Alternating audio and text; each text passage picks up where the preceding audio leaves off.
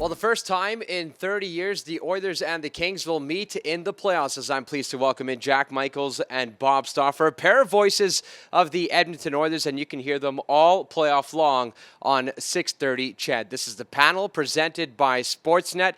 Guys, I know a lot of people, when it comes to playoff time, they say throw all the regular season stats out the window. However, we do have to acknowledge how good this Edmonton team is playing and how much momentum they're riding into Monday. They're winners of 3 straight, 7 of their last 8. And since Jay Woodcroft took over, Jack, back on February 10th, the third best winning percentage in the National Hockey League. That has to bode well for them heading into Monday. Well, and he inflicted a lot of damage within the division as well. I mean, Jay Woodcroft, where the Oilers started to take off was in California in the first week of April. And they went in and for the first time in club history swept all 3, Anaheim, San Jose, and this LA club. And the last time the Oilers faced the Kings was that early April matchup. And that catapulted Edmonton to a 21-5 finish inside the division.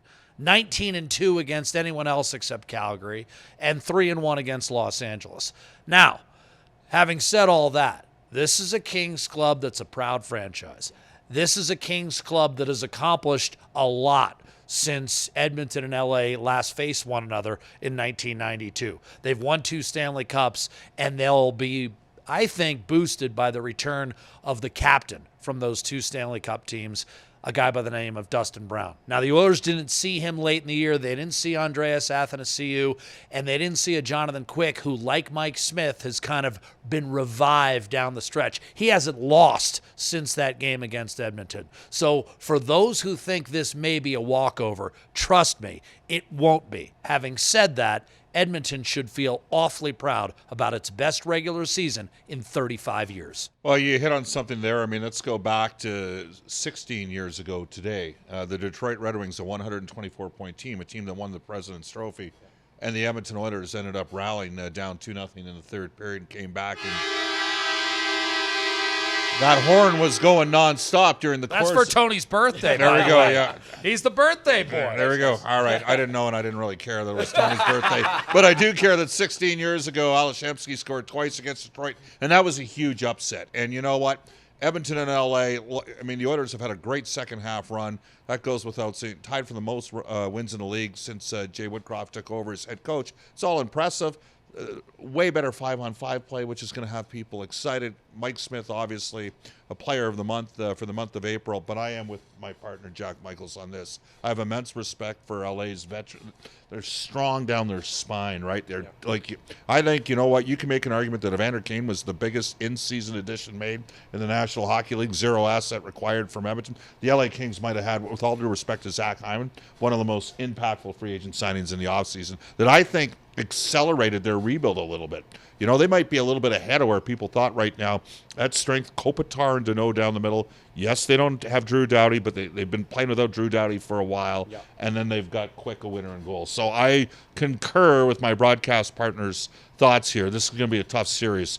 Could easily go 6 or 7 games. Hey, as great as Edmonton played, it's a 5-point separation. It's not like Edmonton. I mean, Bob mentioned Detroit and Edmonton. We're not talking about a 30-point spread here. We're talking 5 points, and that was with Edmonton's, admittedly, magnificent play down the stretch, second-best record in the league for the last 2 months, and they still only finished 5 points ahead of Los Angeles. Well, Jack, Bob mentioned Drew Doughty.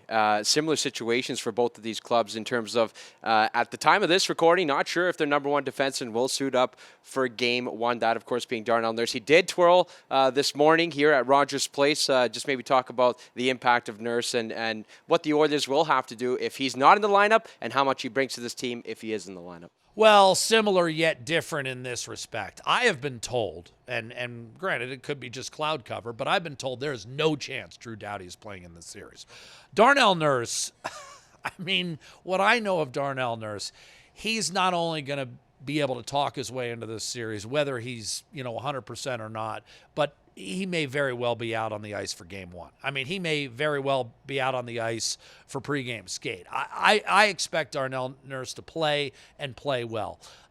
Having said that, if he's compromised, obviously it will have an impact on Edmonton. But it should be noted that guys like Brett Kulak and Chris Russell have really stepped up in the absence of Darnell Nurse, playing elevated minutes. In Russell's case, sometimes, out of the lineup for weeks at a time, comes in and really changes the course of a two-game trip in Minnesota and Nashville that set the table for one of the Oilers' more impressive wins of the year in Music City. I mean, they've got some depth on the back end that they haven't had in Oilers teams of recent vintage. I mean, really, outside of Evan Bouchard, who just cracked the 100-game mark, they've got everyone else has played 600 games. And Brett Kulak, most recently was a viable contributor on a club that went all the way to the Stanley Cup final. Again, you flip over to the LA side, they've got plenty of guys who've been part of championship clubs. Anze Kopitar, Dustin Brown, and Jonathan Quick. Here's one for you on Jonathan Quick.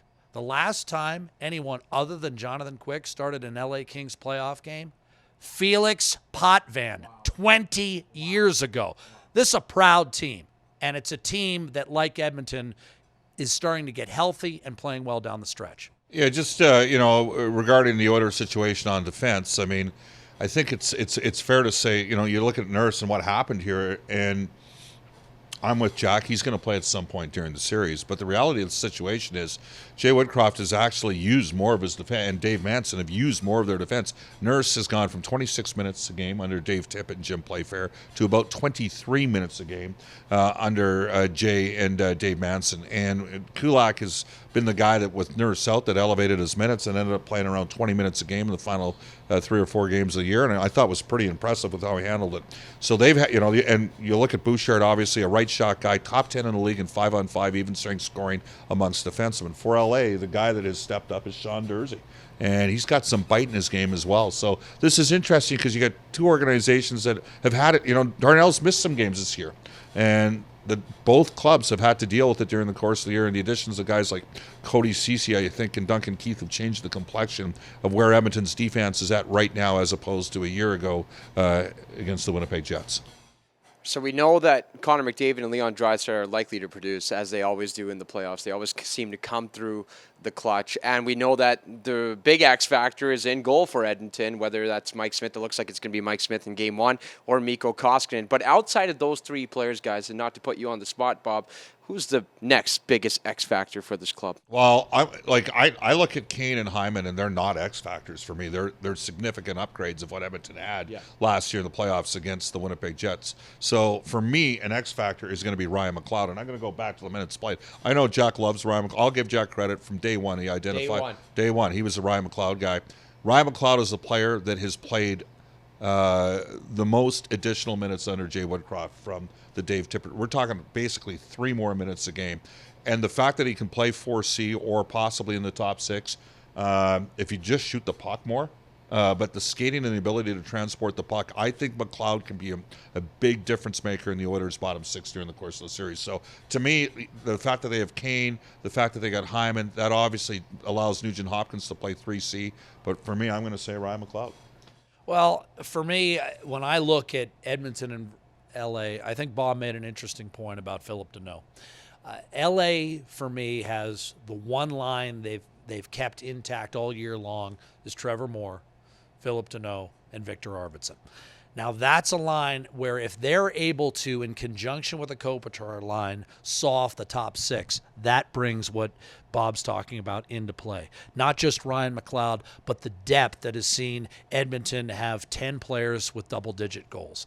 This series may be like the traditional postseason series, whether you believe it or not. As good as McDavid and Draisaitl are, we may see a bit of a neutralization amongst the top 6. And that's wherein the depth that we've talked about all year long with Edmonton, getting contributions with a guy like Warren Foegele, who was the only Oiler to play all 82 games, getting contributions with a guy like Derek Ryan, whose season and potentially career was revived by Jay Woodcroft when he was moved to the right wing, a guy like Zach Kassian, who will be back in front of paying customers for the first time in 5 years in a playoff series.